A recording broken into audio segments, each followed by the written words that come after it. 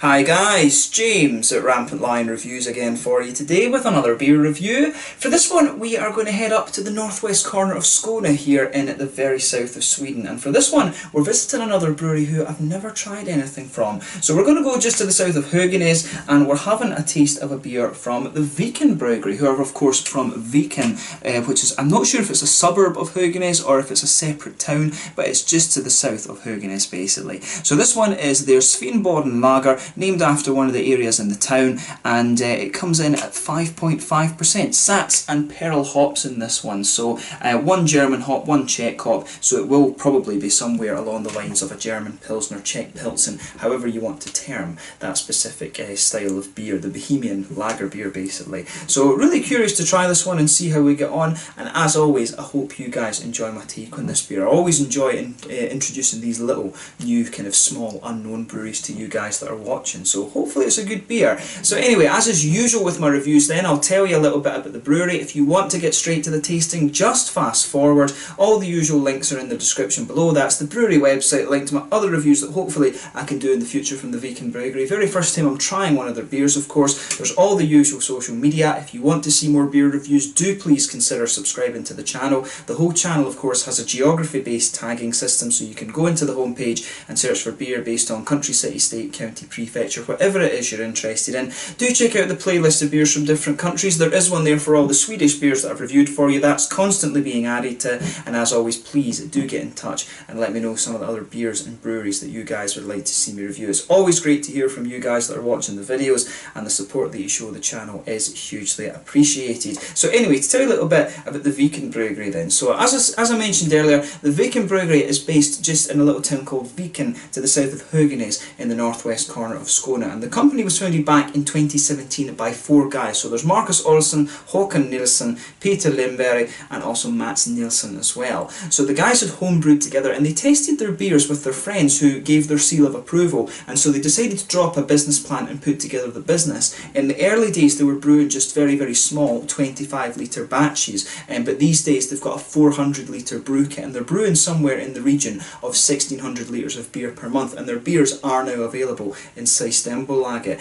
But as I say, they're based in a little place called Viken, which is just to the south of Höganäs, and I think the name of this brewery literally translates as the Bay essentially. So this brewery's name in English is literally the Bay Brewery, but it's named after that little kind of area, or that little town actually. So I'm not sure exactly whether it's intended to just be the Bay or if it's meant to be like, you know, the town's brewery, if that makes sense. But yeah, it's always cool to see these little breweries kind of popping up, yeah, it's always cool to see another little Skånsk brewery kind of opening up as well. I mean, I think there's a few breweries up in that region. Of course you have the Höganäs Bryggeri itself, you've got these guys, the Viken Bryggeri, and I've heard there's another one up there that's the Kulen Bryggeri or Kulen's Bryggeri, something like that, which is it literally means the coal brewery. I don't know if there's any other ones in that kind of region, if you like, but you know, Helsingborg is a fairly big beer city these days because of brewski, and you know, you've got the Helsingborg Brewery, you've got the Rå Brewery to the south as well, and then you've got these guys all up to the northwest. So there's a lot of things going on here in Skåne, and if you want to try some Skånsk beer, I don't think you're really going to be disappointed. But yeah, that's all you really need to know about this brewery just now. 4 guys who enjoyed homebrewing, start up their own brewery, and it's a little kind of township brewery, if you like. So again, a very cool little story. But you can follow these guys on Facebook. They do have a website in there, which I have to say is quite nicely set up. So if you want to read a little bit more, you can go and check that out there. But they basically say they make beers that they would like to drink themselves, and it's kind of a small volume thing. Like I said, it's around 1600 litres per month that these guys are producing. So yeah, let's get on to the tasting of this one then. So as you can see, nicely presented beer. This one, it's got the kind of coastline on it there. But yeah, Svinbådan lager. From what I understand, Svinbådan is one of the areas of the town up there. I put that word into Google quickly just to check if it translated to anything, because Svin obviously, Svin is kind of like pig, if you like, and Bådan, I'm not sure exactly what that would mean. Bod, I think, or bad is usually like a bath and things like that. But yeah, it says on the site here, we at the Viken Brewery basically like to make beer that we ourselves think is good, and that we like to taste.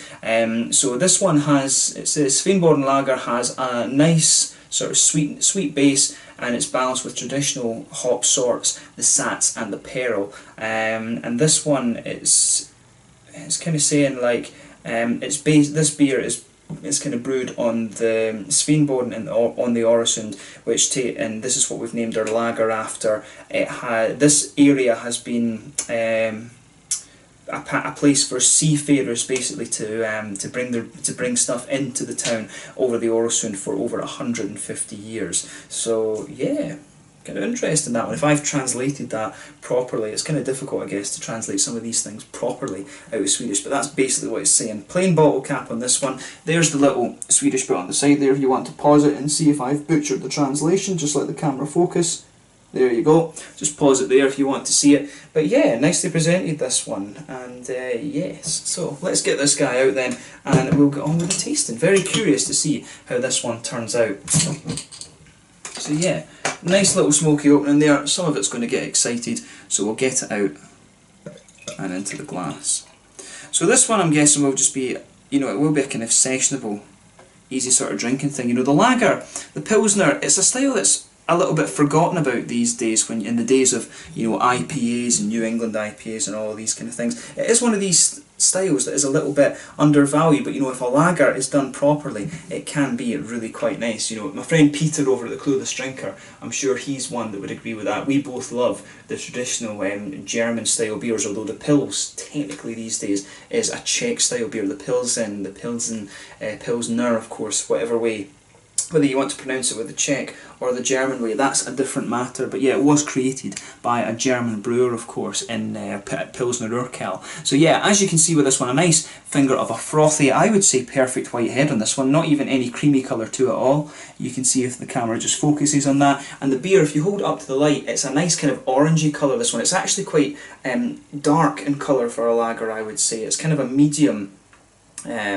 sort of thing, this one. It's more like a Czech Svetli or something like that. You do get the Leipzigs as well, but the Leipzigs are the very, very light ones. The Svetlis are the kind of middle ones, and then of course you've got the Chernies and the Tamavis when it comes to the Czech lager as well. The Cherny is like a German Dunkel, and the Tamavi is kind of along the same lines as like a Schwarzbier or something like that. Schwarzbier, sorry, pronouncing it wrong. But yeah, nice looking beer, this one. As I say, sort of a mid-coloured lager, this one. Almost the same colour as an IPA or something like that, but one or two big bubbles sticking towards the side of the glass, a few little ones heading up towards the bottom of the head there. And I would say with this beer, it does have a little touch of haze to it. I'm not sure how well you can see that on the camera, but the camera, as I can see on the control, is giving you a nice idea of the colour of this one. But pretty much as you would expect in terms of appearance for a lager, a nice kind of mid-coloured one there, along the same lines as a Czech Svetli, as I said. But yeah, let's take a closer look at the aroma then and just see how we get on with this one.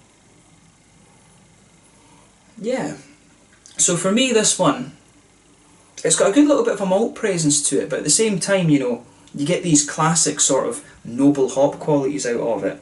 I'm not sure whether it's technically right to call the Sats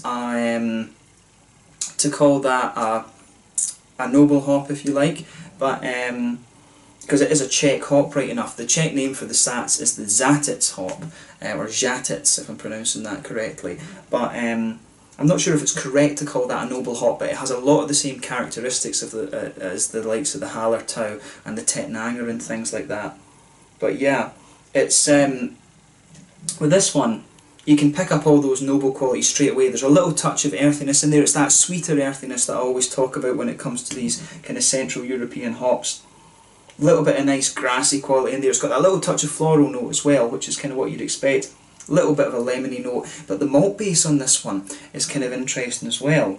From the nose, what I would say about the malt base in this one is that it actually, just the first thing that comes to my mind is that it smells a little bit more like an English ale in the malt base, if that makes sense. There's a little bit of graininess to the malt base of this one.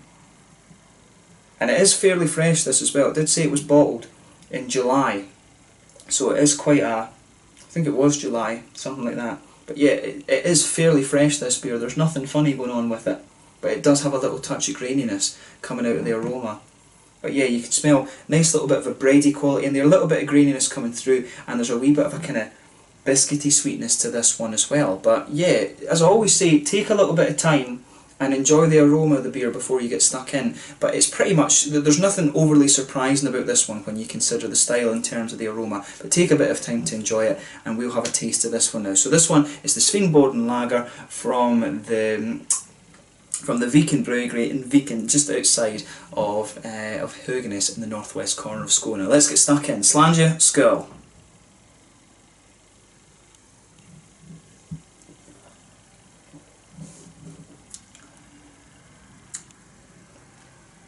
That is actually pretty nice. It's my first impression of this one. It's like a lager, but it's got more of an ale malt base to it, if that makes sense. The malt base on this one, it's got a lot more presence to it than you normally expect from the lager style. And of course, you know, we can sit and argue about the styles of beer all day. The most important thing, is it a good beer? Is it a nice beer? It tastes nice. But my first impression of this one is that it's got a little, as I say, it's got a bit more of a kind of ale malt base than you would expect from a beer that's labelled a lager, if that makes sense. That's not a bad thing though. It's the most important thing is whether the beer tastes nice, and it does. I will say that.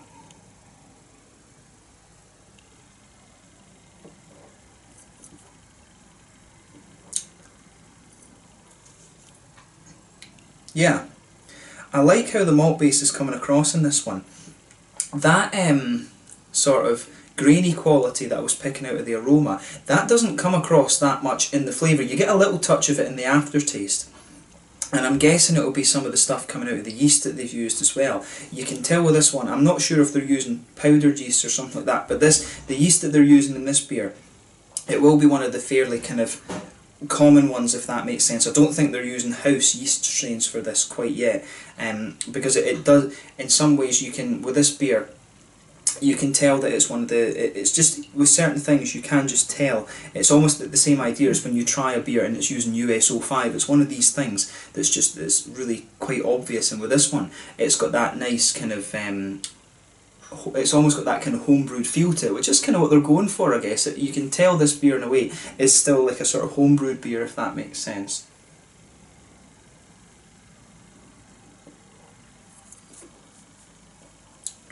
But it's nice, as I say, I like this one. So let's try and break down the flavour a little bit more then. So with this one you can feel it's got a nice little bit of a kind of pale malty quality in there. You can feel that just going right across the middle of your palate. Right in the middle of your tongue there's a sort of biscuity sweetness to this one.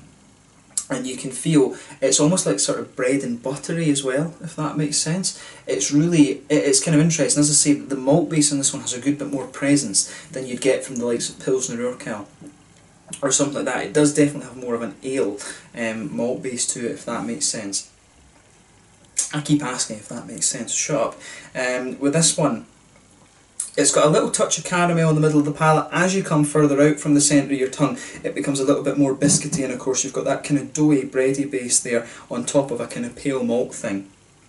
It's got a really nice, I like how all these flavours kind of go together, and in the hoppy side of things it is fairly straight up as well. Back corners of the palate you've got a little bit of earthiness there, nice kind of sweet earthiness. As I was saying, that's one of the characteristics of these noble hops. As you come further forward there's maybe a little tiny touch of herbal quality in there. When you come towards the front curve of the tongue it's a little bit more kind of spicy and floral. Then round the very front curve of the palate you've just got that lighter kind of grassy quality to the beer, and it's got a little bit of that typical sort of, it's not quite lemongrass, but it's got that little bit of that kind of citrusy, grassy quality to the beer. It has pretty much everything you would expect from a lager beer, if that makes sense.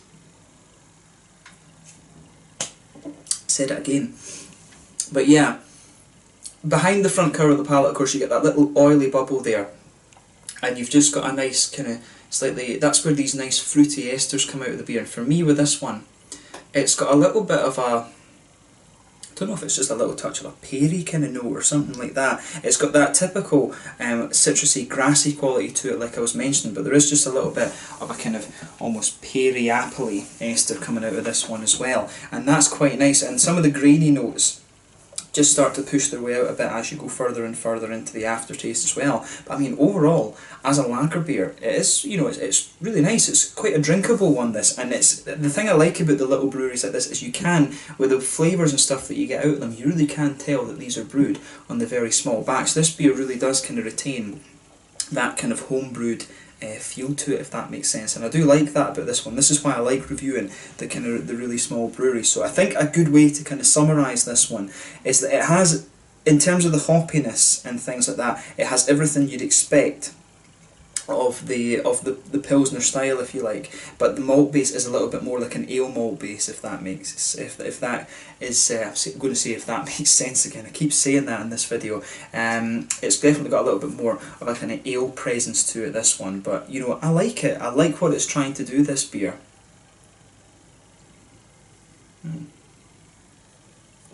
So yeah, in terms of the malt base, in terms of the mouthfeel then, really screwing it up in this video. In terms of the mouthfeel then, this one, mid-bodied, at the lower end of mid-bodied, it does have a slightly heavier mouthfeel than you'd normally expect from the Pilsner. And as I was saying earlier, that's due to the malt base. Carbonation in this one is very smooth. It has got a nice wet mouthfeel to it. A little bit of oily quality in there as well. Nice kind of smoothness and sweetness from the malt base in there. Good little bit of hoppy bitterness. You know, you've got this Czech Sats hop is somewhere, if I remember right, it's around 5%, 6% alpha acid. The Pearl hop, I think, is around 7.5%. It's a slightly higher alpha acid hop, the Pearl one in there.